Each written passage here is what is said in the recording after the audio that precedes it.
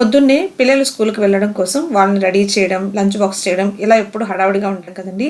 అలాంటప్పుడు టిఫిన్ కూడా రెడీ చేస్తూ ఉంటాము. చట్నీ అనేది చేయడానికి టైం ఎక్కువ పడుతుంది కదండి. అలా కాకుండా ఇన్స్టెంట్గా చట్నీ మిక్స్ పౌడర్ని ఈ విధంగా చేసి పెట్టుకోండి. ఈ పౌడర్తో వాటర్ కలిపి ఎప్పుడు కావాలంటే అప్పుడు మనం చట్నీ చేసుకొని తీసుకోవచ్చు. ఆడవారికే కాదండి, బ్యాచిలర్స్కి, స్టూడెంట్స్కి కూడా ఇలా ఇన్స్టెంట్గా చట్నీ పౌడర్ చేసి పెట్టుకుంటే చాలా ఈజీగా అప్పటికప్పుడే చట్నీ చేసుకొని తీసుకోవచ్చు కదా. దీనికోసం స్టవ్ మీద ఒక ప్యాన్ పెట్టుకుని అందులో పల్లీలు వేసుకొని ఇలా వేయించుకోండి. పల్లీలు కొద్దిగా వేగిన తర్వాత ఇందులోకి 1/2 కప్పు వరకు శనగలు తీసుకొని వేసుకోండి. అలాగే కరివేపాకును కూడా వేసుకోండి. ఇప్పుడు ఇందులోకి ఎండుమిర్చిని ఒక 5 నుంచి 6 వరకు, అంటే మీ కారానికి తగ్గట్టు వేసుకోండి. ఇప్పుడు ఇందులోకి ఇలా పొడవుగా కట్ చేసుకున్న సన్నని ముక్కల్లాగా ఎండు కొబ్బరిని వేసుకోండి. అలాగే 4 నుంచి 5 వరకు వెల్లుల్లిని కూడా వేసుకొని మొత్తం కూడా బాగా ఫ్రై చేసుకోవాలి. ఈ చట్నీ మిక్స్ పౌడర్ని 3 నెలల వరకు స్టోర్ చేసుకోవచ్చు. అందుకే దీంట్లో పచ్చిమిర్చికి, పచ్చి కొబ్బరికి బదులు ఎండుమిర్చిని, ఎండు కొబ్బరిని యాడ్ చేసామండి.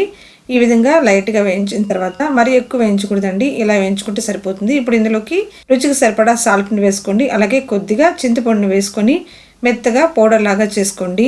చూసారు కదా, ఈ విధంగా పౌడర్ లాగా చేసుకొని ఒక డబ్బాలో స్టోర్ చేసి పెట్టుకోండి. కొంతమందికి చట్నీ అనేది బరకగా ఉంటే ఇష్టపడతారు, కొంతమంది చాలా స్మూత్గా తింటారు.